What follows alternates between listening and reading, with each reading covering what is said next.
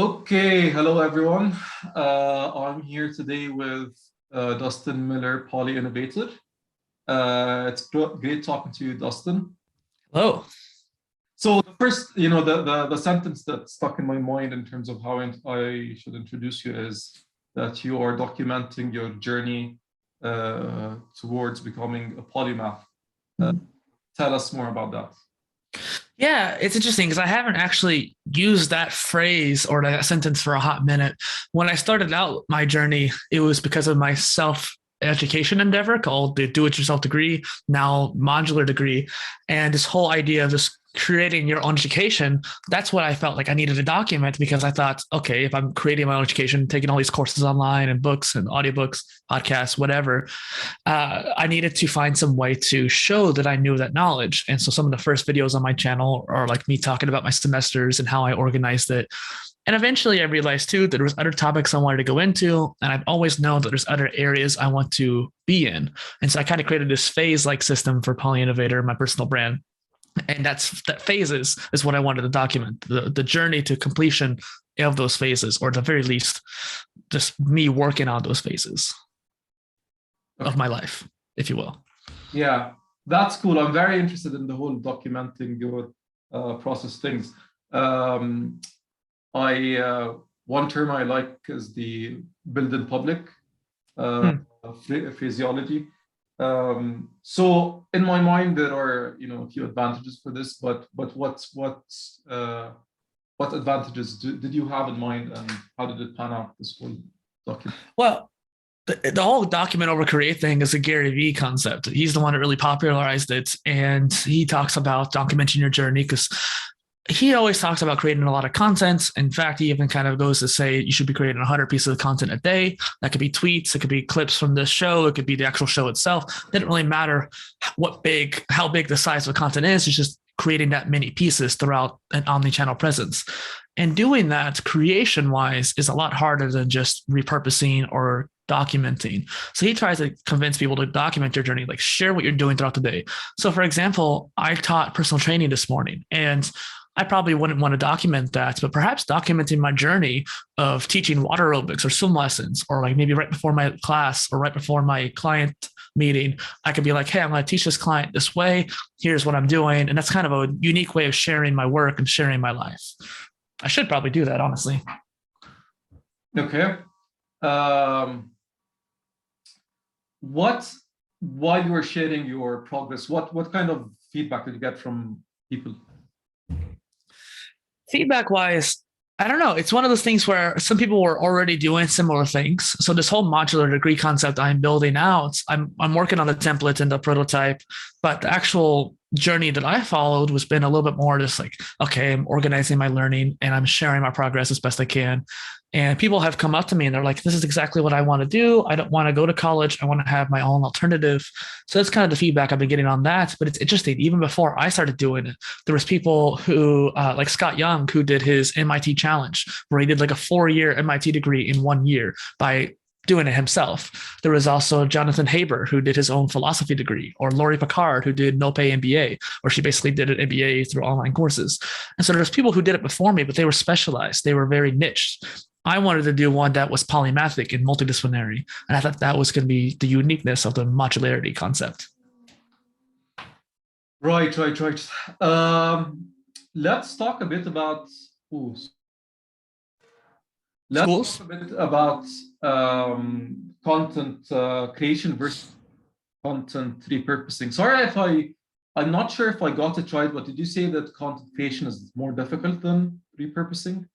Yeah. So repurposing is literally just taking the thing you already made and chopping it up and making it into like micro content, or we were talking about before this call, the whole idea behind your show where you're doing like a short 15-minute version and a long form version on like YouTube. That's literally repurposing in itself. You're taking your long form video and repurposing it into a shorter, more concise, more entertaining video. And I think that's a great like that's a great strategy because you're trying to get the juicy bits for people to actually follow you for. But then if people are interested, they can go with the wide range. And there's still also the idea of making 1-minute clips, putting on TikTok and Instagram Reels and all that jazz.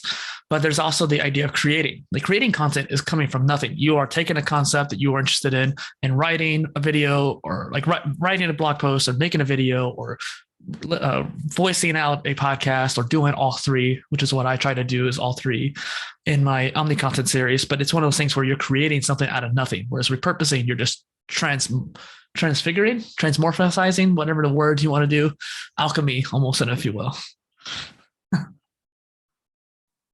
Right.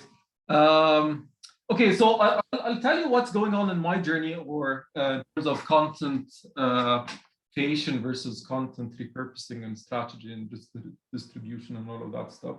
And I want to see, what has been your experience, because I've been like a content creator for quite a while now, for years, writing, posts and all of that stuff. And right now I feel like I'm kind of moving towards learning content strategy, content distribution, content repurposing, content research, where it's you have a piece and you want to know who will be the audience who will be interested in that. And I like to say that I'm a content creator, learning content strategy after discovering that people on Facebook are not interested in long, sophisticated articles, because that's my style, like really long posts with references and bibliography and all of that stuff. And I'm like, okay, people are not really interested in that stuff on Facebook.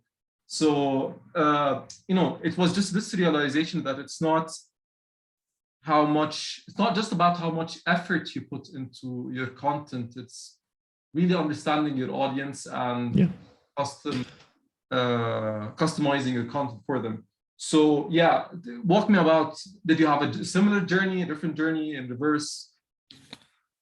First and foremost, I just wanted to say Facebook is boring. And that also goes as a creator wise too. There's not enough engagement, or at the very least interest, on Facebook for the most part, for any kind of content for the most part. I mean, unless you're doing some kind of makeup or common kind of theme where people are actually going to jump into that from the Facebook pool, most people my age aren't on Facebook anymore. Most people in the Gen Z aren't at all, like not even the profile.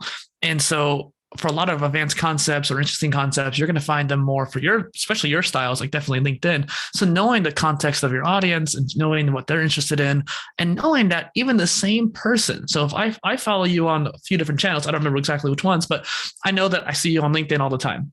My perspective from me to you on LinkedIn is going to be different than on Twitter or Instagram. The platform itself changes the psychology of the user and the content itself. And so what's interesting is that, like, what kind of feeling I get from your content is going to change based off the platform I find you on, even if it's the exact same video or exact same post. And it's a very interesting concept when it comes to content distribution. Not only that, there is a difference between contextualizing for the platform and syndicating. So at this point in time, I find that it's actually wise to be on YouTube Shorts and Instagram Reels and TikTok, because those are some of the most viral and prolific platforms. However, in actuality, they're not really that much different right now. Like, a lot of things on Reels are actually the same thing that was on TikTok just 3 months later. So there's kind of like a 3-month delay between TikTok and Reels. And Shorts is almost on its own little island, but it's still the same kind of system. So if you were to take the same clip and syndicate it to all three, it'll still work really well. Eventually, you're going to have to start changing it up based off the platform. So for now, you can syndicate the exact same video as long as there's no watermark from TikTok or something like that.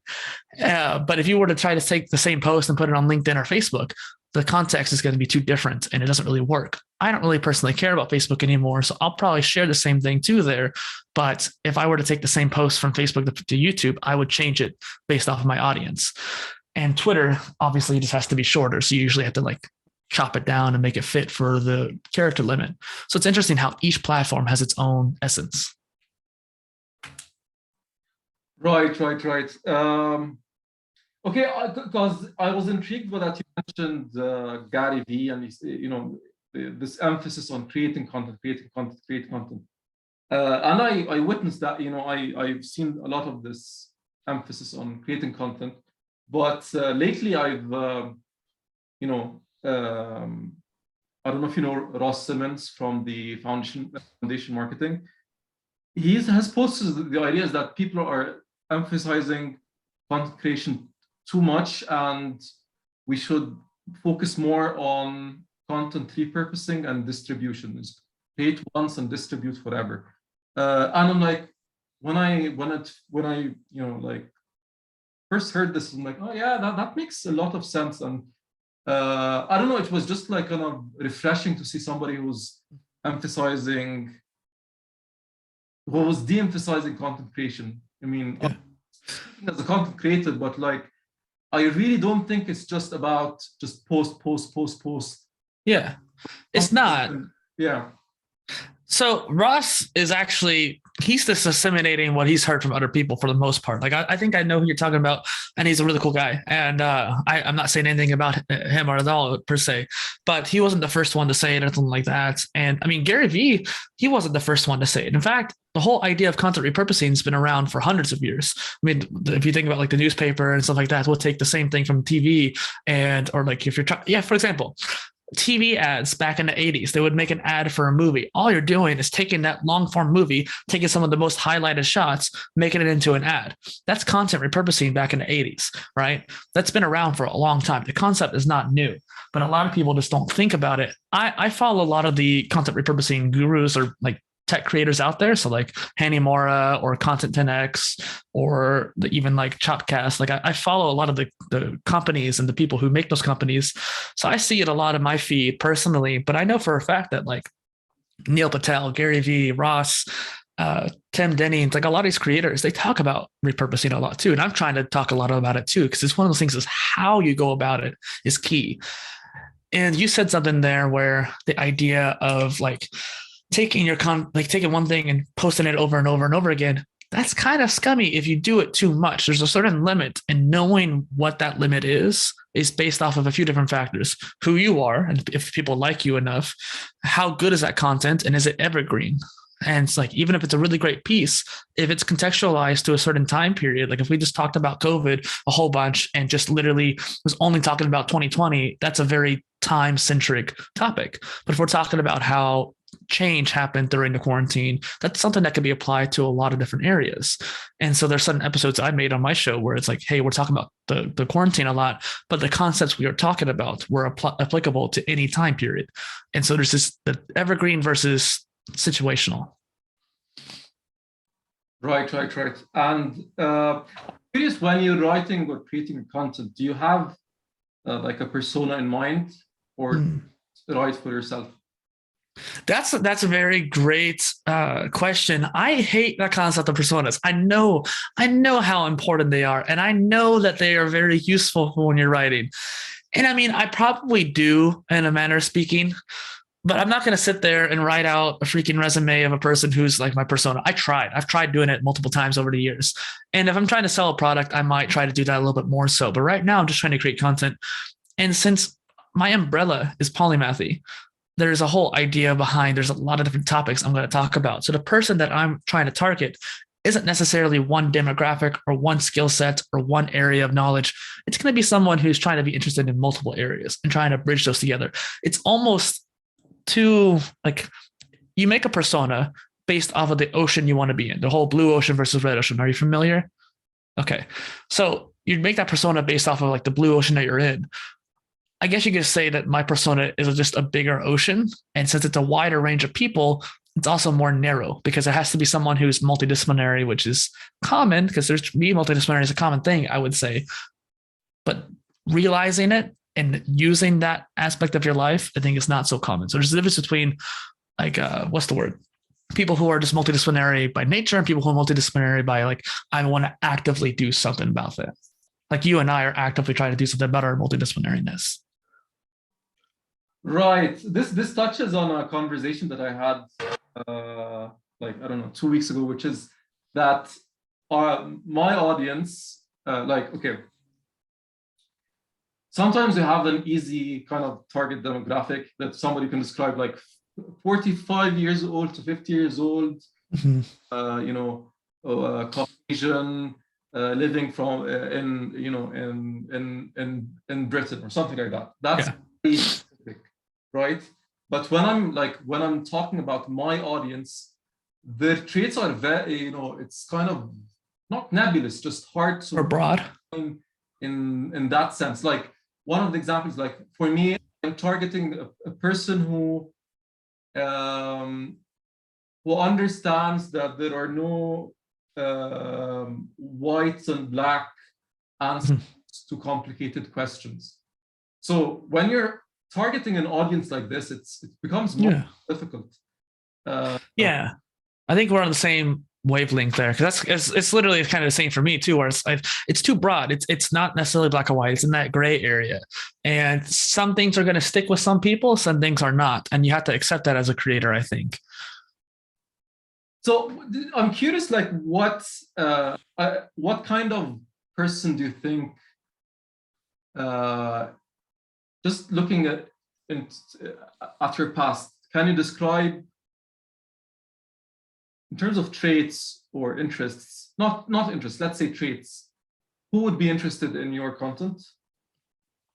First off, the autodidactic people who are self-learners, they find my stuff and they usually really love that. Considering my first phase is all around self-education and modular education, it really resonates with people who are self-learners. And so that's first to go. But then you also can expand that, because anybody who's polymathic and actively trying to be someone who's multidisciplinary, like I'm an aspiring polymath. I would consider myself in that category. Anyone who's like that or like me is going to be interested in that, because people who are actively trying to be multidisciplinary are active learners. We love to learn. We're curious. And so whether you're curious or innovative or polymathic, those are the kind of people who I think are really keen on my content and my stuff. Right. I wondered, do you care much about like metrics? Yeah. Call it vanity metrics, but like clicks, likes, all of that stuff. Does it concern you? I'm gonna guess that it concerns you, but the question is, how much does it concern you? Yes, it does. So I actually care a lot about vanity metrics, and mainly just because I know that there's certain points you have to hit. So for example, it's no longer this case, but like on Instagram, in order to have the swipe up feature, it might still be the case, but it doesn't really matter anymore. Like on your stories, for example, on Instagram, you had to have 10,000 followers to have a link on your story. So if you wanted to share your newest podcast episode on your stories, which is a very like valuable way of getting traffic, you could have a link on your story. People could swipe up and go straight to that link. But you have to have a certain amount of vanity metrics of 10,000 followers in order to have that feature. And now you could do like a sticker on stories. You don't necessarily have to have that anymore. But the point was that you have to have 10,000. And there's certain things on YouTube where you have to hit. Another example is the blockchain social networks. There's a lot of networks on these built on the Web3 foundations, like Odyssey, which is built on the library chain. Odyssey is an alternative to YouTube that's decentralized that I really want to be on. And I don't want to manually upload all my videos on there. I have a ton of videos. I don't want to manually do that. I have nearly 200. And it's interesting because they have a certain point where you have to hit like 1,000 subscribers or something like that on YouTube before they will allow you to automatically upload to Odyssey. There's a certain point where they want to make sure you're like actually a creator. And I think it's just a way to filter out the ruffians, if you will. But it's interesting how that is a vanity metric that has a goal, has a point. I also do like having followers. Like my most followers I have is on TikTok, where I have over 3,000, which is not much for TikTok, but it's more than all my other ones combined. Right. So I'm glad that you mentioned the different channels and all of that stuff. I like that you use the word ecosystem in your website, because that's we're bombarded with so many channels that, and we can sometimes think of it as just all the same thing. But thinking of it as an ecosystem is helpful. So do you have? I know you said that TikTok is you have the most followers, but do you have kind of a center for that ecosystem? Like, is the website your center? So one thing you want to keep in mind is you can't put all your eggs in one basket, right? And that's one reason why everyone always says specialize. You and I both know that being multidisciplinary is better in a lot of cases. And if you try to specialize in one platform, what happens when that platform gets swept under the rug from you? People who get copyright strikes on YouTube channels, sometimes for stupid reasons, their whole channel goes down and they lose their main source of profit and content and like system. Facebook is really notorious for a lot of issues like this. Like there was a creator I knew from an Xbox channel. Her name was Squid Games, I think. And when that Squid Game show from Netflix came out, Meta or Facebook took down her account, even though she had that account for 10 years and like a pretty substantial following too. And they gave it back to her like within a week or so. But the fact that they just took it down without any notice purely because of a similarity in name is a very like scary concept. She even considered changing her name after like a decade of having that. And that really kind of rubbed me the wrong way too. But I already kind of said my displeasure with Facebook anyways. But it's interesting too, because your platforms are channels to your audience, and you want to make sure you're not missing out on any channels. I actually challenge people when I go on shows, like at the end, like, hey, find me at PolyInnovator. If there's a platform I'm not on, tell me, because I want to know what weak points in my chain there is. And sure, there's a whole point of spreading yourself too thin, and I've certainly done that myself. But like I said, there's syndicating content, there's repurposing content, there are strategies employed that you could follow or you could make that you can use to be on every channel. And it's not that hard per se. It's just a matter of finding ways to do it effectively, consistently. Okay, let's go back again to, well, not creating content. So as I said, okay. Let me touch on something real quick. Hold on, because there was one point that I really wanted to talk on. I forgot. Sure. You also mentioned that, like, what point is the ecosystem? Like, what's the focal point? And yes, I think it's the website. So my point was on that whole little tangent was that if you have these other platforms that you're on, like YouTube or Facebook, that's great. And you can have a substantial following on there, but you need to have some place that you control. Now, this is just me disseminating from people I've listened to in the past too, but having a place like your email list or your website that you are in control of, where people can find you consistently and regularly. And that's where my website is. I try to have my website as a focal point. Like all my Omni content, which are videos, podcasts, and blog posts in one episode, is on there. All my blog posts are on there. I've been working on transcribing my interviews, so that way all my interviews are on there too. And so that way every piece of content I make, you could find on my website in some shape or form. Right. And now, is there a way that syndicating tools and all of that stuff, do you currently, like when you publish something on your website, send it to all your channels, or what's the process? So there's a difference between automation and strategy. And I have this blog post. I think it's like strategy plus automation times execution equals success. And so like I have a strong strategy, and I know I can execute on it if I have the right ability to do so, or the time to do so. And I have the time for the most part, but I don't have the right tools. And I'm literally known as like the tool guy in some circles. People who have a problem, they come to me if they have it. Like I want to almost be like, I thought about this whole branding concept of like being the solutions guy. Because it's like if someone has a problem, they can come to me, I'll give them a tool almost instantaneously just from the memory banks of my brain. Where it's like, you give me a problem, I'll give you a tool for it. Because I've seen almost all of them out there, which some people call me hyperbolic on that, but it's like I literally have. I went through the entire WordPress directory of plugins just so I could see what was on there. And I've tried like over 90 social media management tools, for example.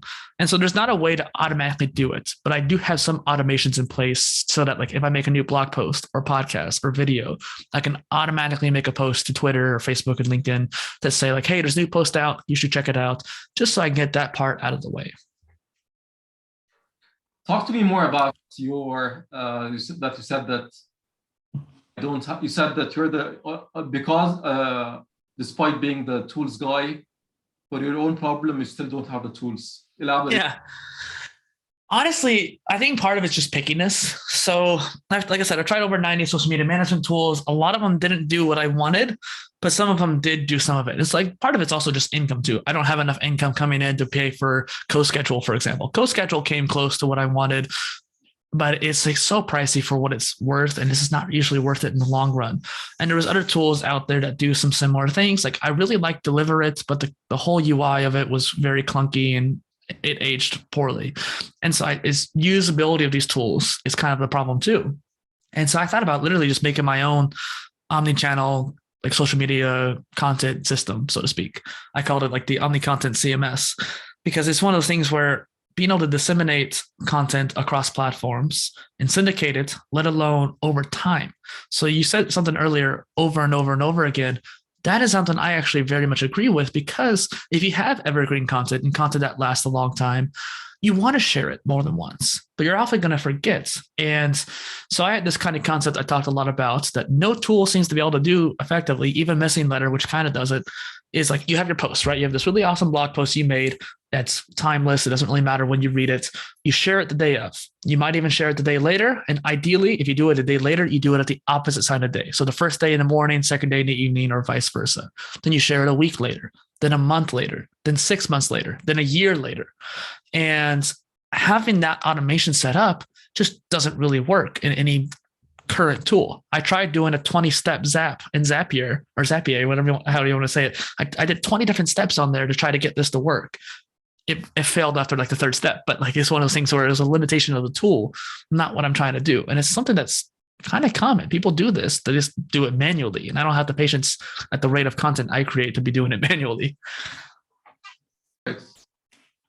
Right. So how many jobs do you have right now, or do you kind of like? So I would say it's actually kind of minimal compared to what I had in the past. Like I usually carried 2 to 3 jobs at a time, and technically I do now. I work at the Recreation Center at my place I work, and I used to be a water aerobics instructor, swim instructor, and I stopped doing those this past year just because I was burning out from a lot of it. And I still do personal training. I still do admin for the pool, and those are a couple hours a week there. I run karaoke every once in a while, and then I work for a family member doing like dog sitting and family work. It's almost like a personal assistant, if you will. And so I do all 3 of those, plus the PolyInnovator thing, which this past week I actually got my LLC formed. And so I actually have it more officially made out there and got the business formed, which is good. So I have about 4 different roles, 4 different jobs, or multiple roles, 4 jobs. Very cool. Now, this is a question that I always think of, which is, do you think there's a relationship between going to the athletic part, your style in swimming or whatever sport you're in, and your style in business and work or whatever kind of work you're doing? I'm usually thinking, for me, like, how is my basketball style similar to, my work style? What do you think? Well, I don't know if the styles of each really match. I just think that my personal principles match across the board. So one of the questions I used to ask guests on my show prior to them coming on is like, what are your 3 principles of life? And I think I got that from some famous podcast or something like that and really liked it. But I realized that for me, there was only one principle, maybe 2 if you count the second one, but the one that really matters, like having a balanced approach. So like, I always want to find balance in everything I do, like not to work too hard, but not be too lazy, for example, and that kind of thing. And so when I'm trying to focus on a client, if they're feeling kind of low that day, I'm going to have a pretty easy day for them. I'm not going to make them work super hard because they're not going to have the energy to do it. However, the next week, I might work a little bit harder on them. They might not even realize I'm doing it per se, to balance it back out though. And the same thing goes for my own workouts and stuff like that too. Or if I'm swimming, there's a certain balance of sprinting versus marathon, that kind of thing. And with content, I've also always talked about taking the polymathic approach, having your hands in all the different cookie jars, being omni-channel, which we touched on a little bit already, distributing everywhere, if you will. And that same kind of concept applies for exercise too. Like one of my future phases is around the same concept. We're talking about this polymathic exercise. Polymath exercises, I'm coining it, so to speak, just because there's a cross-disciplinary training, multiple skills to multiple different areas that all kind of just come together. Because when you're working out, you're going to take strength training, you're going to do cardio, you're going to do body weight, calisthenics, and you're going to mix them all together in your own way. But it's a cross-disciplinary work, and it's a balance between them all. If that answers your question. Yeah. Do you have an dashboard, analytics dashboard for all your content that can give you insights of how, as in like aggregates? It's more siloed into content types. So like YouTube analytics or podcast analytics or my ghost websites analytics, they all have their own analytics, but I don't have it necessarily linked all together just yet. To be quite honest, I don't think I'm at the point now to really care too much about analytics. I think a lot of people worry so much about it. We talked about vanity metrics earlier. If you're checking your dashboard for analytics every day, you're wasting time. And I get really excited when I get more subscribers on YouTube. Speaking of which, subscribe to my YouTube channel and his as well. And so it's one of those things where just did. No, just did before the episode. Yeah. Perfect. Thank you. It's one of those things where like I have slightly under like 200, I think, on there. And it's like, I've had my channel for years. I started blogging back in 2011, 2012. So about 10 years ago, I started making podcasts 5 or 6 years ago and videos about 4 to 5 years ago. So I've been around for a long time. I've been making TikToks since 2019. So about 3.5 years now at this point. And it's interesting how I have made over 1,100 videos on TikTok. And it's like, well, I have all this content and yet my following is very small. Part of it was because on TikTok, there were some crap posts because it's obviously TikTok. There's not going to be everything nothing's going to be perfect on there per se. But I was experimenting. I was feeling it out. I was seeing what was available, seeing what was trending and learning from that. And I think that's really key, and learning from your experiences. And then you can focus more on analytics once you get good. Right. I like that. Yeah, I like that. So there's an experiment phase, and then once you get sense to what's going on, you can start targeting numbers and whatnot. Mm-hmm. Okay. Content. Let me see if we more content. But let's go to the standard 5 questions that I like to ask people in general and my guests. Let's do, and I think you answered a lot of, so that there's an overlap between them. But let's go ahead. So it's always. Yeah. So the first question is there something you're looking for or something that you looked for but couldn't find? I mean, you said the whole issue of the syndicating, but just elaborate or say whatever you want. I was looking for a tool that will allow me to organize and distribute all my content. And I think part of the problem was I was trying to find an all-in-one solution. Like, hey, is there a tool that allowed me to organize all my work that I'm doing? Which Notion ended up turning out to be the perfect tool for that. And then there's also the tool of like actually scheduling out the content or repurposing and that kind of thing. Because there's some tools like Recast Studio or repurpose.io that'll take your content and repurpose it for you. And sometimes it's manual, sometimes it's auto. It's just a matter of like going onto those tools and using them or affording them. And I think those are great, but there's only a certain point of per content piece. There's not a lot of scheduling out ahead of time kind of thing. Whereas there's like co-schedule or missing letter where you can set up schedules where you can actually repurpose or not repurpose, but resend out that same piece of content over and over again. Other tools will have this idea of like, hey, we could just retweet it essentially or reshare it over and over again. But that's where it gets kind of scammy because then or scummy because you're not contextualizing the time. Like when I said a week later, I would say in the text box, last week I released this video, you should check it out.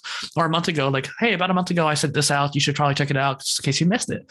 Or like a year from later, be like, this is the anniversary of this content piece, come check it out. Like you contextualize it and you accept the fact that it is a time period difference and you make it part of the post, you make it part of the experience. And I think that's something you can't do with a lot of tools. Right. So the next question is, what are some hidden gems that you discovered over the years? So the ones I just mentioned, for example, Notion.so, which is a all-in-one productivity solution, so to speak. And I'm not sure how much you've used it per se, but like it's one of those things where I put my entire life into it. And actually one of my things I'm working on right now, the modular degree for one, but also my content production system, as well as my whole PolyInnovation operating system, like my whole life OS, if you will. I put all in Notion and I'm going to be releasing those templates down the line too, hopefully soon. And then other tools, repurpose.io or Recast Studio. Those are some repurposing tools. And then Zapier, automate.io, if this and that. Those are some of the automation tools that I mentioned earlier, how I have automation set up. Since I can't afford to pay for pro memberships, and oftentimes they're kind of expensive anyways for very little amount that you get. I just used multiple different tools in combination rather than get one tool and pay for it. Right. It's like, gotta do what you gotta do. Yeah. So why do you think they're hidden to begin with? Well, first off, I mean, I found repurpose.io very early on, but I could not find it. Like when I did search, I would go on rabbit holes and big swath dives, if you will, on all these different contexts. Like I'll look at content repurposing as a term. I would look on Google, Bing, and DuckDuckGo and just look at the images and search and news and videos and all those different channels and go to the bottom of the list essentially and find all the links, all the interesting images, all the interesting videos, open up a new tab and try to consume that content just so I could see what I can learn. And I mean, I've done this countless times over the years and I never found tools. I never found any solutions per se until I finally came across repurpose.io. And nowadays there's actually more tools out there. Like just recently, I found a tool that allows you to repurpose your Twitch clips, right? If you're a Twitch gamer or even just any kind of live streamer in general, so like podcasting, there's tools that'll take your clips from YouTube or Twitch. You put the link in there, it'll set you up to where you can actually like make a TikTok version of your video from that clip. And it's like, you can take, like, let's say in this video here, like you have me, you want to take a picture of my talking head. You, for some reason, want to take a picture of the bookshelf, and you can put them into a vertical format and have them squished together. So instead of having this wide video, you have a TikTok video, and you could change the format of the video through this tool and take little sections that you want. Or if you're playing a game, you could take the little HUD at the top and put it into the video. And just, I thought, or like, for example, too, you have you right here, right? You're right above me on the Zoom call. You can be right above me with the title of the show. And then I'm right below you with some captions below. Those are tools that you can find or use in order to make TikTok videos off of your podcast. That's why I think they're hidden, because a lot of people don't know about them, let alone use them. Right. Okay. I want you to think of someone who you intensely dislike. Don't have a name, or probably shouldn't mention the name. Okay, have you thought of someone? I would say so. Okay, I want you to mention all their positive traits and try to convince me as much as possible that they're not that bad, and actually they're good people. Well, I've actually kind of been doing that on my own, which is kind of interesting. This person and I, we worked together a while back, and they called me wishy-washy because I refused to settle for the rules that them and someone else employed. And these rules were really ridiculous. They wouldn't let you continue with clients. They wouldn't let you do simple things that I've been doing for the past 10 years kind of thing. And or like having my client, I wanted to teach my own clientele, and they wouldn't let me do that. It's like, okay, that's not cool. Don't limit me from my own clients. And the attitude they had made me very angry. But they were just doing their job. I can't be mad at them for doing that. It wasn't necessarily their decision per se anyways. And there was also this kind of, I always thought they were kind of lazy. And this person really has shown that they're not, and they're actively trying to be productive. And I've seen dramatic improvement over their performance, and they're trying to move up in the world too, from what I can tell. And as much as I want to be angry at them about it, I also kind of want to be like, well, go ahead, try it. If you succeed, then good for you. And there was one other thing too, like we were talking the other day, and this person said something about the way they teach that resonated with me because it was similar to how I taught. And most people don't teach the way I teach. And I would argue that I teach in a very special way. And the fact that this person had a similar, or not, I wouldn't say similar, but a cool approach to what they were doing, I thought like, okay, you know what? I can respect that. Right, very cool. So already doing this exercise, I really admire that. How did you? What made you think of like, okay, let me think of the positives? It's one of those things too. I grew up with a lot of Buddhist texts and stuff like that. I mean, I even have this book on my desk right here from one of my old teachers, Pieces Every Step, and it's one of those things where like I've grown up with that philosophical thinking and even Stoic approach too. Like, is there anything I could do about the situation? No, then why am I upset? Yes, then why am I upset? I can just go do it. And so like, if there's nothing I can do about not liking a person, then I should just move on. And I have a hard time with that part. But if there is something I could do about it, like perhaps make them my friend, then I can go focus on that. And a good example is karaoke. There was a song by Queen that I sang for my first song ever, and popped my karaoke, as they say. And it was one of those things where I was really attached to this one song. And I thought, like, this is my song. This is something that I chose as my first song. It's a special thing. And I met somebody who did the exact same thing. They had the exact same song, and we both were like, kind of like just aggressive to each other at first. And I'm like, wait a minute, we're both awesome because we chose this song as our first song. It takes a lot of balls to be able to sing Queen, especially for your first song in front of people. And I chose the whole Abraham Lincoln approach where I destroy my enemies by making them my friends. And I've done that a few times over the years where I'm like, okay, this person and I don't get along. Let's see if I can make that change. Great. Very cool. Okay, tell me something that you changed your opinion about. You had an opinion and then you switched. Hold on one second. Oh, Apple. So I hate Apple products with a passion. I can't stand Macs. I can't stand iOS worth a damn because it's just one of those things where the system feels trapped. Like it almost makes me feel claustrophobic when I'm on an iOS device because I want to have freedom of control. Like when I'm on my Android phone, I can control the launcher, I can control the settings, all that jazz, make it the way I want it to be. So when I try to use an Apple product, I don't like it. And I also just had this aversion to Apple products in general and the Apple services, and I just never really liked it. So when I had my podcast be put on my new host a couple years ago, I had an aversion to iTunes. Like I hated Apple so much, I wouldn't even put my show on iTunes, which also hindered me from being on like Weezer and some of the other distribution platforms because they use the iTunes RSS feed. But I also, for the first 70 interviews that I did, I would politely correct people, say, hey, my show is not a podcast. It's a polycast. Poly meaning much or many, like polymath. Excuse me. And so there's many series that I do. I do more than 3 different series on my show. There's many topics we talk about and many different kinds of guests that I have on. And so Poly actually made a really good point. Like, okay, this actually really does make sense. But I realized that podcast wasn't really a bad deal. And I'll tell you why I changed my mind. But I also realized I want to have my content everywhere. My whole ethos is being everywhere. If I'm resisting iTunes and all these other distribution platforms because of my own personal preference, I am going against my principle of taking a polymathic approach. So I changed my view on that. But here's what made me change my view on the podcast. There was another person who, I'm not going to speak any names, but they have a polymath brand, and they try to make the show called the Polymath Podcast. And my show is Polymath Polycast.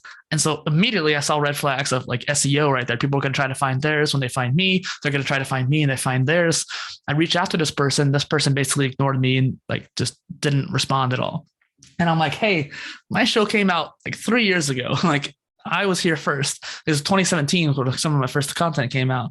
And I was like, no, this is my name. I love how you have the name too. And I'm happy to share the whole world with you and collaborate and work together. And I'm happy to build each other up. But this is the show that I had called. So I started changing some of my tactics there. So if I make a post on Instagram, for example, I'll say the Polymath Polycast, but I'll also say the Polymath Podcast.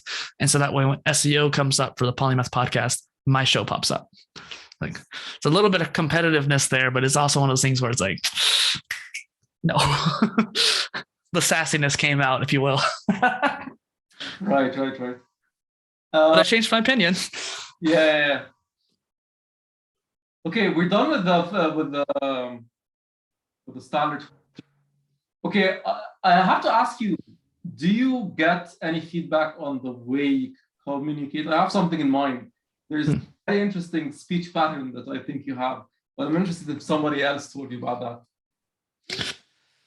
that. I would say that, for example, one of the skills I actively try to teach myself was active listening. And I've even tried doing it in this call too, where I try to shut up and listen to what you're saying too, and make sure I'm actually being polite as a guest. But as a host, especially since I talk so much and I do ramble, I do get excited and talk fast, I realized that I need to make sure I don't interrupt my guests. I don't want to offend them by interrupting them. And so I actively worked on active listening. And one of my friends in real life, when she heard my show or watched my videos, she was like dumbfounded that I could shut up for that long, which I thought was really funny. But that's kind of what comes to mind. No, I'm impressed by the word that comes to mind is rapid fire style of information, which is, you know, it is really impressive, like how much you can store and then communicate. Think of how I speak; it's much more kind of like chunky, there's much more hesitation, which is impressive, I find. Thank you. Someone did say I talk like a stock reel of information. The what? Like a what? Like a stock reel. So I don't know if it's a cultural thing, but like in the US, for example, we'll have the news channels, and if people want to keep up with stocks, you look at the bottom part of yeah. That's a good observation. Well, and I also would say too, I've been practicing. Like right now, I'm looking at the camera, for example. Instead of looking at you, I'm looking at the camera, because when people watch the video or something like that, they're going to be able to see me looking at them essentially. And those are skills that I've learned over time. And I'm not trying to call you out on it. I'm just saying, like, it's something I learned. It's there was a tool. I was looking into this actually. There was a tool that you kind of like need to build to make it easier for you to like a teleprompter. There's contraption thingy. I'm gonna send you the link later on, but it is an issue in Zoom. Like it is an issue in Zoom that we naturally gravitate towards the monitor, not the camera. So yeah, I mean, well, a lot of big creators I've seen, because it's really expensive to set this up, but you get a camera mounted in front of you, right? And then you get a mini screen that duplicates what you're seeing. Like if I've had you on that screen, and then you get a teleprompter that has a one-way view. And so the camera can look through the teleprompter, but when you look at the teleprompter, I just see you, but the camera is behind you from my view. And so that way, like right now, I don't have that because it's too expensive to set up. And with my cameras, it probably wouldn't work. But the camera would be here. And then right in front of the camera would be the plastic or kind of black shield that the camera could see through just fine without any issues. But I wouldn't see the camera. I would just see a reflection of the screen that's below it pop up. And so I could see you, but you wouldn't be able to see yourself. It's interesting. How much, since I'm asking this because the issue of finances came a lot. So how much of your interest in entrepreneurship and polymath and all of that stuff is about the business side of things, the financial side of things, to the intellectual side of things? It's interesting because I don't talk about this aspect very much. I am a businessman at heart. I had my own business selling temporary tattoos when I was 10. And my mom still brings up every once in a while that like when I was about 7, 8, or 9, I asked her and my grandma for office supplies for my birthday because I wanted to be a businessman. And as a teenager, I would often say I want to be a CEO of an international company driven to innovate technology and ideology. Those are the terms that came out like that. That was a phrase, like the elevator pitch that came out of a 17-year-old's mouth. Right. And I think the key part there, technology and ideology, it really transferred over to PolyInnovator well. So I want to innovate how we approach education, which is why I created a modular degree. I want to innovate how we approach exercise, which is why I started doing this whole polymath exercise mentality. And so I am focusing on courses and books and paid content. Like I actually just got my LLC form, like I mentioned, and I did that so I can set up my Stripe and all my payment services so that I could have a membership service. I'll have tons of free content, and most of the ideas I talk about in the paid content will probably be disseminated in some sort in the free content, which is what good creators do. They break it down. But if you want the more detailed approach or the more concise approach, you pay a certain fee to get it behind a paywall. And I think that's a solid way of doing it. Because then on top of that too, if people don't pay for something, they don't actually pay that much attention to it. It's really weird. There was a study in Coursera where people who didn't pay, it was only like 3% completion or 5% completion of the courses. But as soon as they paid, it jumped up to like 60 or 70. It was ridiculous. So people pay more attention. They actually learn better when they pay for something. And so by not giving them an option for that, you're actually screwing them over. And that's kind of my mentality on that. Right. How about sponsorships? Well, do you what it as a business model? And I thought I saw something interesting in your website. Something about selling out. You you don't want to sell out. So tell me more about that. Yeah. Well, I think any kind of great creator will choose their sponsorships carefully. So just for example, right now, in order to do this for this call, this little like transition, I'm using a separate piece of software called OBS, Open Broadcast Studio, which is a great tool for recording or streaming. Most streamers use it. However, there was this controversy of another service called Streamlabs.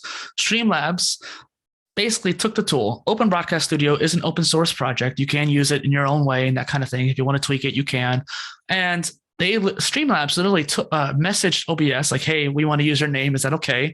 OBS said no. Then Streamlabs literally went anyways and trademarked Streamlabs OBS. And so that way, if you search OBS, their product comes up before the actual open source project. And so there was this big fiasco a couple months ago about this. And it turns out Streamlabs was prolific at stealing other companies as well. They stole a lot of services because they wanted to be an all-in-one solution. My mentality of Streamlabs was like, oh, they want to do everything. They want to be a jack of all trades company. That's really cool. Had I not known this issue with them, I probably would have been a little bit of like interested in that company. Like, hey, they're kind of aligning with my own thing. But something felt off. I think I tried using the software. It was clunky. I didn't like it. And so I didn't use it much. And I also just never really, I heard that any kind of reputable streamer didn't use that software anyways. And so I kind of stayed away from it. Now that I know this information, I would not want to put my name with them at all, just because of how they are approached as a company. And so that kind of mentality, like, even though it resonated with my brand at one point, the connotation now would be bad. So just being mindful of that kind of thing. That's what I mean by sponsorships, like being mindful. Right. Let's talk about collaboration a bit. Okay, I want you to describe your ideal working partner, and then tell me how is he or she similar and different.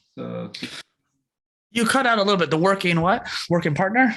Working partner, yeah. Ideal working partner.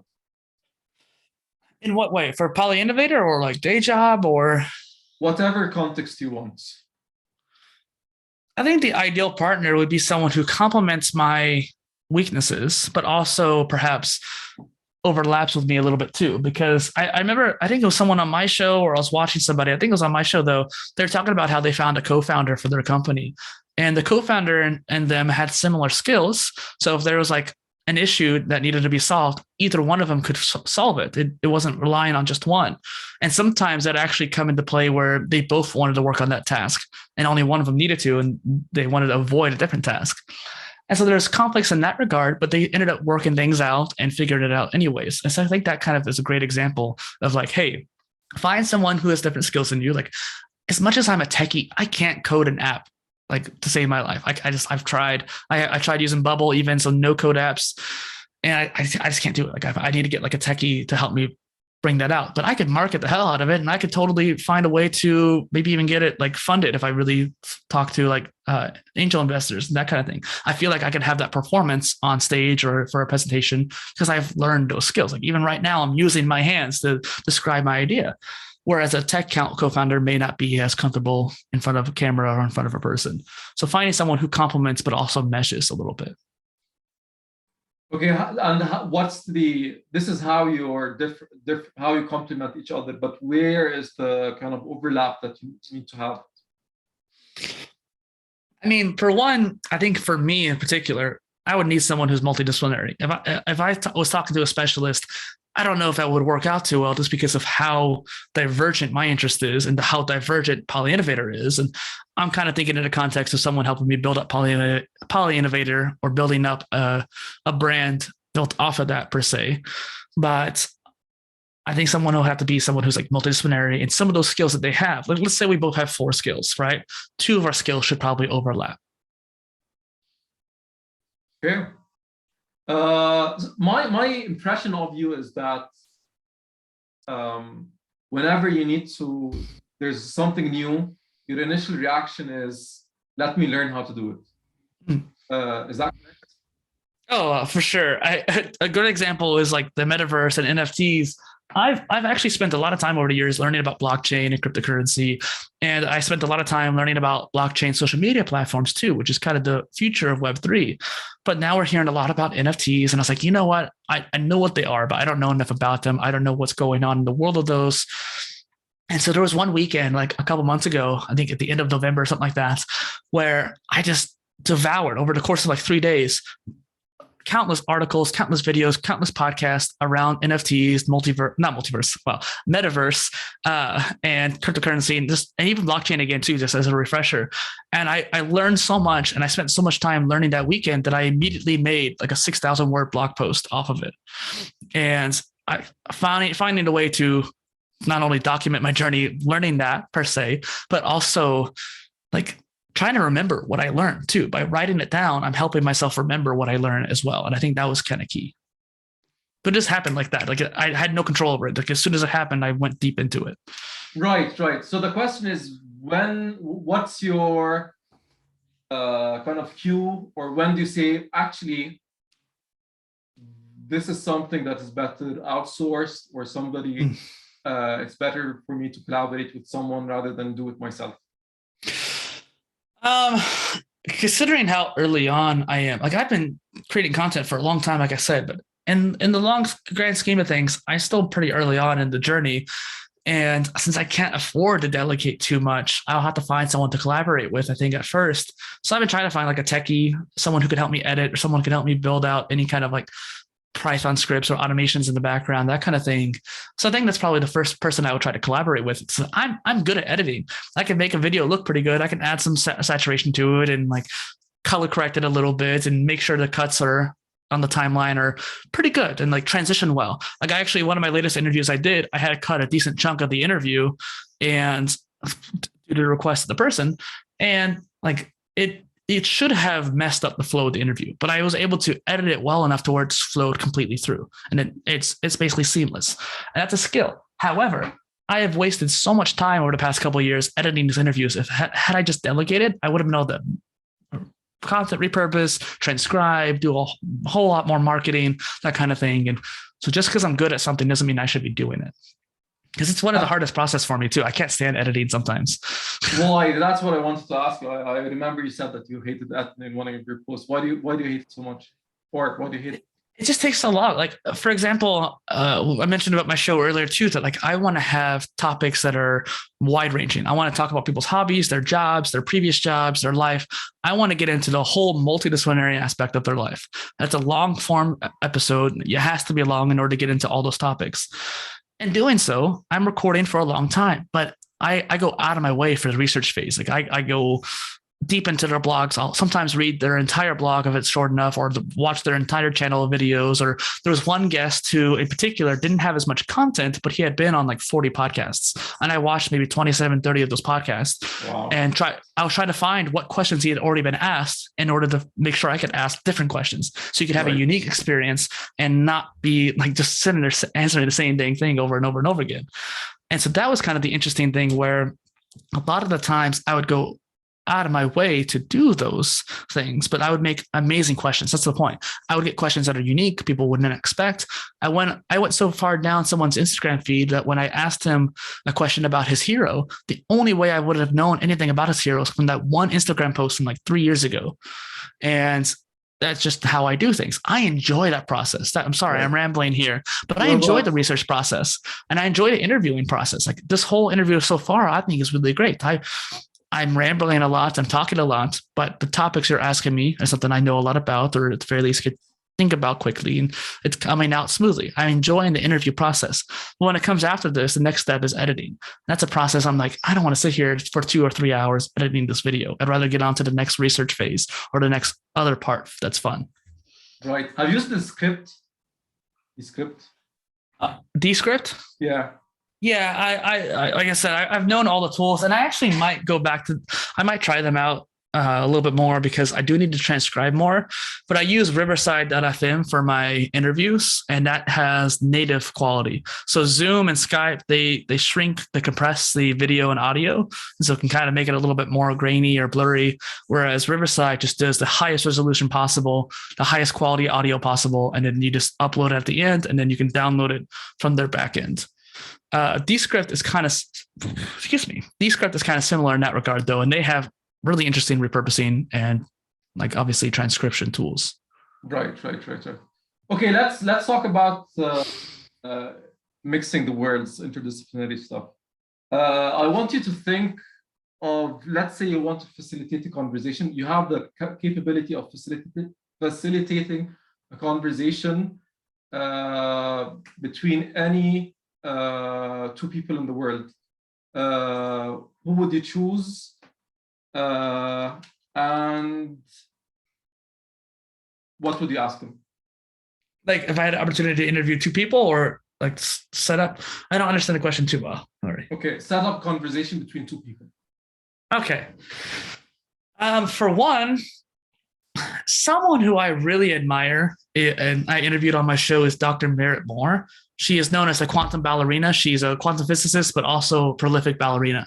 And she also wants to become an astronaut. Like those are three areas that are just so different. But I know for a fact that the way she lives her life, she can balance them out and make them fit, make them work. Like the way she explains it to and the way she thinks, I know for a fact they all come together.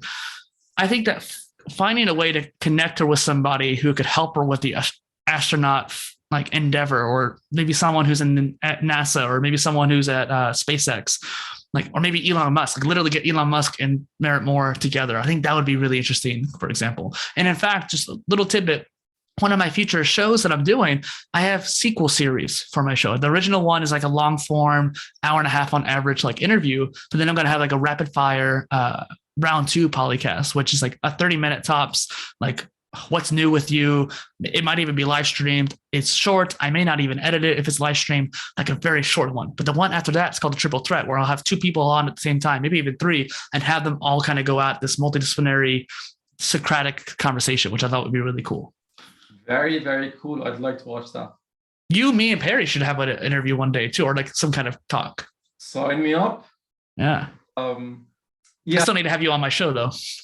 Yeah, let's do that first. Yeah.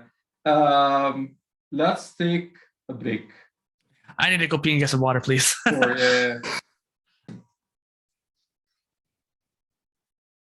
Okay, we're back.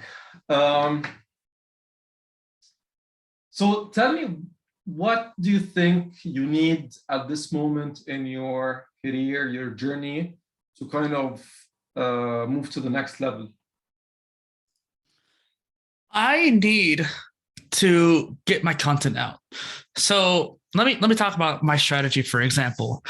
My whole idea of the omni content, where I create a blog post, I turn that into a video, I chop it up into a podcast, and then I can make it into micro content. I created that strategy and that series in order to create a consistency layer of my content. I realized too that some blog posts aren't going to be good as videos, or I don't want to make it into a video yet. There's a certain feeling you get when you're making content too, like, hey, can I make this into an interesting video, or should I just not do that yet? And so there's some blog post I made a couple years ago that a couple years later I'll make into a video because I'm now motivated to do so, and I have a new context to make it into an interesting one. But for the most part, this omni content's all 3 pieces, and I wanted to make this basic layer that I could then build off of over time. And so the idea of making courses or blog posts, or not blog posts, like a mega blog post for the pro membership, or maybe even like a book, for example, those are big pieces that need to be built upon the foundation. But in order to have that foundation, I have to release content on that topic. So for example, exercise. I have barely made any content around exercise, yet that's been my life for the past 10 years. And so I think that there's a whole area that I need to go into by making the basic foundation. So that's my goal right now, is to not only get started on the memberships and stuff like that, but to literally just do that basic layer of content. How do you prioritize, by the way, in terms of the content creation? Like I have an Excel sheet with like lots of articles I want to write about and idea and post things of that sort, but I still haven't figured out how to prioritize which ideas to go out to go after? I would first upgrade from Excel. Google Sheets and Excel is kind of like the rough draft, if you will. I used Airtable, and now there's also Google Tables out there, which are great alternatives. But I moved everything to Notion. Notion allows you to view things in different views. So, for example, I could take my database and view it as a calendar, or view it as a Kanban board, or view it as a Gantt chart. Like there's different views that allow you to have this kind of separate thought process, just like the separate channels on social media. They give you a separate context in your brain, allowing you to kind of see like, hey, I need to get this one done first, and you can move it on the calendar, and it'll move the date, or you can move it on the master database and find a way to prioritize it. Like, hey, I need to get this done first.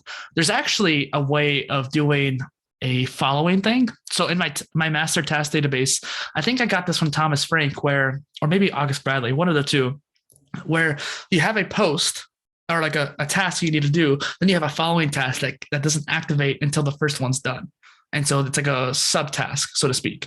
But then it goes back into a regular task. It's an interesting little cycle kind of thing. Like you can do one thing, once you do another thing, once you do that thing, once you do that thing. It's really cool how you have the following task. Yeah, but how do you, like, what's the criteria for prioritization? Like you have, let's say you want to have an article about fitness versus an article about famous polymaths versus an article about business. It's a very good question. And part of that's something I've learned over the years of just kind of knowing what I want to have out. And there's certain ideas that I want to talk about first. And for example, one of the things I'm going to be talking about is my PolyInnovation operating system, that whole life OS for your just productivity in life in general. And in order to talk about that, I need to talk about systems. I need to talk about Notion. I need to talk about just the concepts of productivity. Those are some basic things people need to have an idea of what I'm going for. So that way, when they read the big post at the end, they have a context from where I'm coming from. And then I could also, in an SEO standpoint, link those mini posts into the big post and vice versa. So that way there's a web of posts connecting together, and Google knows, hey, these are all kind of linked together and people can kind of find them together. So that's kind of how I prioritize it, like sow the seeds and then pay it off. And one more thing I want to mention is the phases. So for example, the modular education phase is not over. I haven't even released the template publicly yet, per se, but it's one of those things where once I get that done, let's say I have the first phase of that PolyInnovator complete, if you will, as much as I can do at this point in time in my life, I'm not going to end that phase. I'm still going to create content around that subject over time anyways. So it's kind of like interleaving different topics and making sure it's balanced. Like, hey, maybe Monday is modular education day, and then Tuesday is exercise, or maybe once a week you do a topic and then you do another topic the next week, something like that. So it doesn't really prioritize, but it's right. So my kind of strategy going forward is there's also this kind of like two kind of forces. One is what am I inspired to write about, and then there is the what do people want to read about, which is you can tell from SEO research, keyword research, and all of that stuff. So my thought process is that I want to either prioritize one, so one approach would be find topics people are interested in by keyword research and then prioritize them based on your interest, or vice versa. So how do you kind of try to make the two mesh together? First thing that came to mind is like Pareto's principle. Like if you want to grow, then you should do like 80% KPI based and keyword based posts, and then like 20% based on what you want. But that's kind of a quick way to also burn out too. If you're writing about stuff you're not really that interested in just yet, that's going to make an issue. I do try to follow the flow and follow the interest. And so like, for example, that metaverse post I made out of pure just genuine creativity and like was excitement about that same topic. And every month or so, it happens one or two times where I make a massive post that's all about a certain topic. I think last month was a little bit kind of shot. I think I only did that like once, but it's one of the things where if I'm really inspired by something, I'll write about it, and that ends up becoming like a massive post. And that's the valuable post that I want to make for my paid subscribers, for example. But if I'm not following that motivation, then there's certain topics I want to talk about. And with polymathy, there's a surprising amount of polymath creators out there. I've looked them up on WordPress and Twitter and Instagram and Facebook and YouTube. Everywhere I could find anybody, I've tried to find them. So I kind of had this holistic view of what's out there. And there's a lot of missing links and a lot of missing pictures, like time management for polymaths. No one talks about that. Should you be a jack of all trades, or should you be a serial specialist where you do one thing, then the next thing, then the next thing? So juggling versus serializing. It's really interesting how there's no one talking about a lot of this stuff out there. And so that's where I'm kind of at, where it's not necessarily people are searching for it just yet, but I know that people will.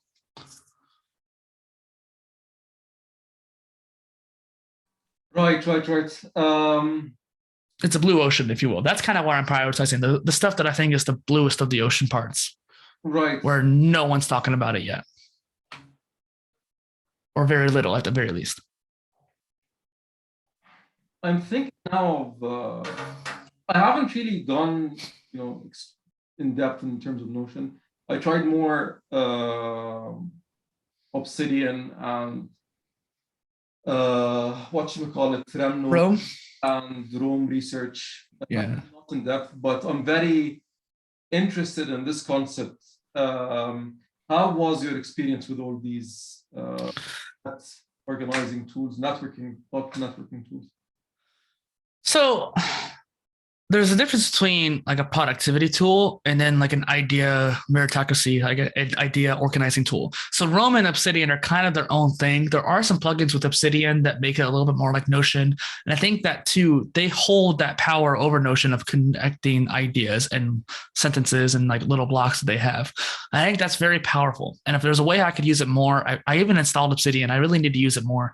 But I found that idea synthesis happened for me in Notion a lot more than people think that it could.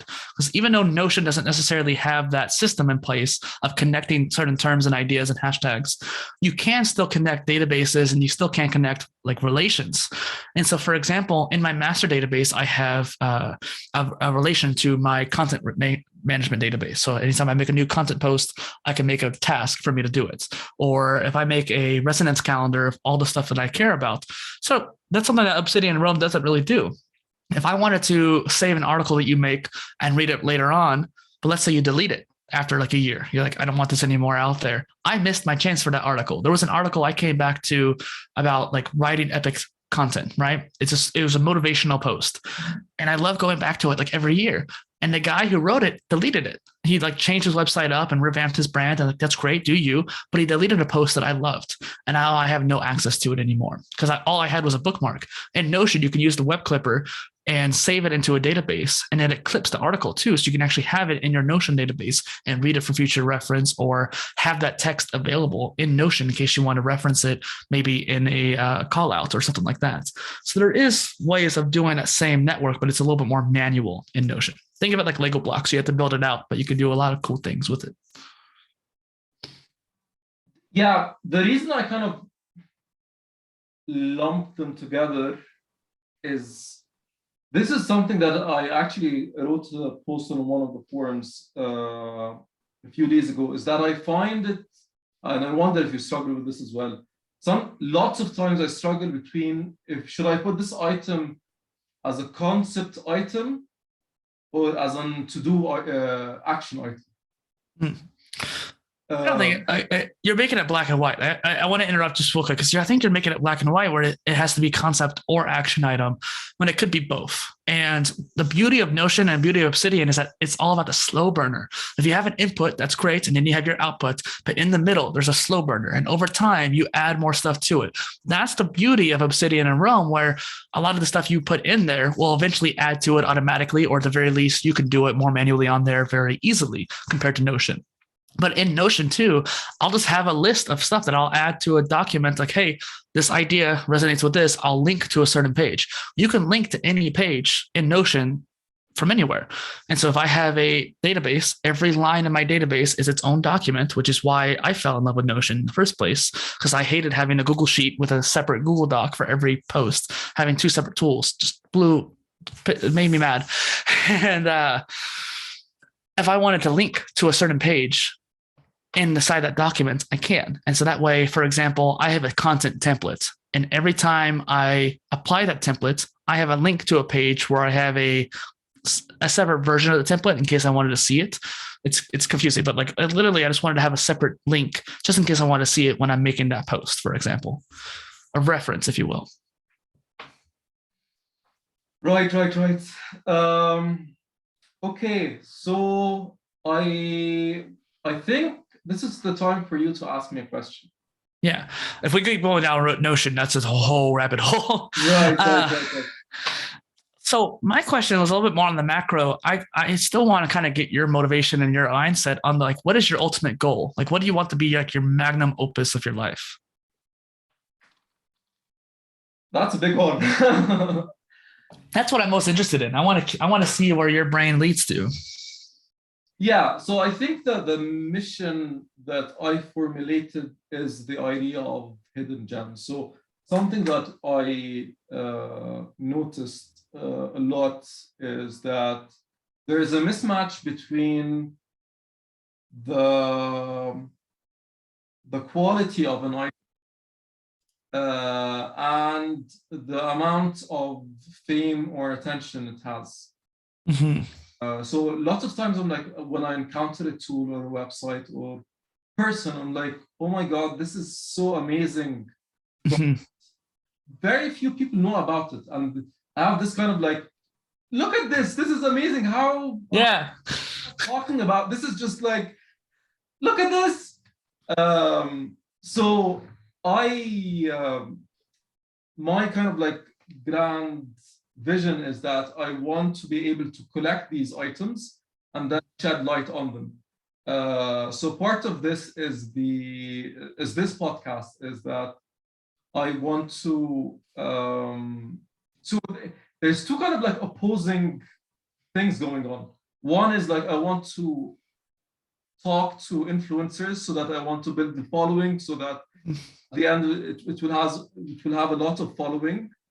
But at the same after like a year or two or something, like let's say the podcast becomes like 20,000 people or like 100,000 people follow them, then I'd start like doing podcasts on people that I find for whatever reason great and amazing, but they don't have the exposure that they deserve. So that's what I'm aiming for. Why wait? Why are you waiting till that point of metrics? Why don't you start doing it now and build up like a secondary series? Like I told you, I have multiple series for my show. That would be a perfect like small series for you, and then you can have it like alongside the interviews. That's an idea. That's another idea. That's another strategy to go at it. Yeah. I think I kind of find difficult or struggling with is it's a bit hard to tell people like you're a hidden gem. Like it's a bit offensive. Some people might find it offensive that you're telling them you're a hidden gem because by implication, it means that you haven't been successful in some sort of metric. You understand what I'm saying? Yeah. Well, you don't want to offend anybody, but I also would say that too, if you could find a way to phrase it, like, yes, you want to keep the hidden gem. That's kind of like your branding ideal. And like, there might be a better way of saying it if you feel like you want to, but if that's what you're really identifying as, like finding those hidden gems, the diamonds in the rough, you can kind of say like, yes, they might have a following. Yes, they've done these certain things, but you just wish that they had more attention. You want to apply more attention to them. And if you actively say that a lot, like, hey, even if these people have like a lot of stuff they've already done or that kind of thing, you only want to increase their visibility. And when you say it like that, it makes them think like, okay, maybe I'm not a hidden gem, but I'll be one for you just because of the way you say it. Like make them feel special. Right. And then there was the other thing I was thinking too, is this, what was it? Oh no. Yeah, I totally agree. It was like, there's sometimes I'll find super awesome posts. Am I frozen? Yes. Okay. Sometimes I'll find these really awesome posts that I'm really excited about, but then like I'm never able to share it with people. So like those content repurposing tools, for example, there was no, I literally looked on for that term, content repurposing tools on Google, and I maybe found 3 out of 20 of the ones that I knew about. So I made a post, the best content repurposing tools out there, and I ranked them based on my opinion and usage. And I was like, okay, cool. And that way people had access to the links of these pages. And I made a video based off of it too, and had the same links in that description of that video. So that way there's more out there for people to find. And that's another point. We talked about creating content and repurposing content, but there's a third one. There's curating content. There's some brands out there who have built up their entire following based off of just pure curation. And one thing I'm planning on doing at least, is curating polymath content. So I have a whole list of posts, articles, and podcasts of polymathy and generalist and jack of all trades. And I'm going to make a tweet and a long form post based off of every article and video with my own two cents, and then put that out on like a daily basis. And that's how I feel like I'm going to build out a lot of following too, just by making those posts. Right. One thing last thing I would say, it's also the opposite is true. Sometimes I find extremely mundane content where somebody will just say like, good morning, Facebook, or good morning, LinkedIn. And then you find like thousands and thousands of likes and shares and all of that stuff. And I'm like, oh, goodness me, what's happening here? Good morning is a bit of an extreme case, but sometimes it's just like, there's absolutely nothing special about this post, but for some reason it spreads like wildfire. Right. And I think there's too, like sometimes with people like you and I, we find those hidden gems a little bit easier just because we're more excited and we search for them and we have our own ways of researching and stuff like that. And so we're kind of like disseminators. A friend of mine is literally building their brand around disseminating big ideas. And I think that's kind of what you and I are doing in our own right too. We're disseminating the big stuff and making it into more palatable things for people who don't have the time to spend the deepness. Right. All right, Dustin, it was an absolute pleasure talking to you. You as well. And hopefully we'll do more of these. And best of luck on your journey. Thank you for having me, and I wish you the best on this show. If anyone wants to find me, my website's polyinnovator.space, and you can find me PolyInnovator anywhere, basically. Just look out for the spread, if you will. All right, I'm gonna stop. I wrote down an idea too.